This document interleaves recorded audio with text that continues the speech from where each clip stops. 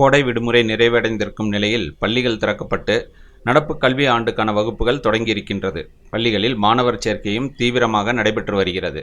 நீலகிரி மாவட்டத்தில் உள்ள பெரும்பாலான அரசு பள்ளிகளில் மாணவர்களின் எண்ணிக்கை வெகுவாக குறைந்து வரும் நிலையில் மாணவர்களின் சேர்க்கையை அதிகரிக்கும் விதமாக அரசு பள்ளி ஆசிரியர்கள், முன்னாள் மாணவர்கள், பெற்றோர் ஆசிரியர் சங்கங்களை சார்ந்தவர்கள் பல்வேறு முயற்சிகளை மேற்கொண்டு வருகின்றனர். இந்நிலையில் உதகை அருகே உள்ள கீழூர் கோக்கலாடா அரசு உயர்நிலைப் பள்ளியில் சேரும் 1ஆம் வகுப்பு மாணவர்களுக்கு ரூபாய் 5000 தொகையை வங்கிக் கணக்கில் டெபாசிட் செய்ய இருப்பதாக கவர்ச்சி அறிவிப்பை வெளியிட்டு மாணவர்கள் சேர்க்கையில் ஈடுபட்டு வருகின்றனர். இத்திட்டம் குறித்து முன்னாள் மாணவர் சங்கத்தினர் கூறுகையில், மாணவர் சேர்க்கை குறைவு காரணமாக கடந்த சில ஆண்டுகளுக்கு முன்பு எங்கள் பள்ளி மூடப்பட்டது. இந்த பள்ளியில் பயின்ற முன்னாள் மாணவர்கள் மற்றும் ஊர் பொதுமக்களின் தொடர் முயற்சியால் 3 ஆண்டுகளுக்கு முன்பு மீண்டும் இந்த பள்ளி திறக்கப்பட்டது. தற்போது பள்ளியில் 42 மாணவர்கள் கல்வி பயின்று வருகின்றனர். மாணவர் எண்ணிக்கையை மேலும் அதிகரிக்கும் விதமாக இந்த பள்ளியில் சேரும் மாணவர்களுக்கு அவர்களின் வங்கிக் கணக்கில் ரூபாய் 5000 டெபாசிட் செய்ய இருக்கின்றோம். 10ஆம் வகுப்பை முடித்து செல்லும் போது முதிர்வு தொகையுடன் மொத்த பணத்தையும் பெற்றுக்கொண்டு உயர்கல்விக்கு பயன்படுத்திக் கொள்ளலாம் என்றனர்.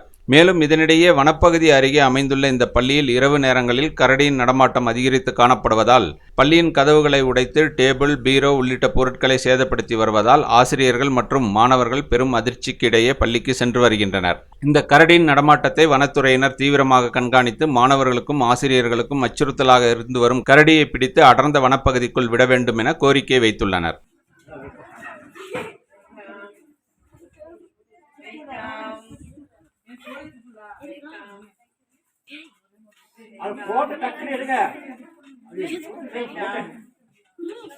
ராகம் டிவி யூடியூப் பக்கத்தை சப்ஸ்கிரைப் செய்யுங்கள்.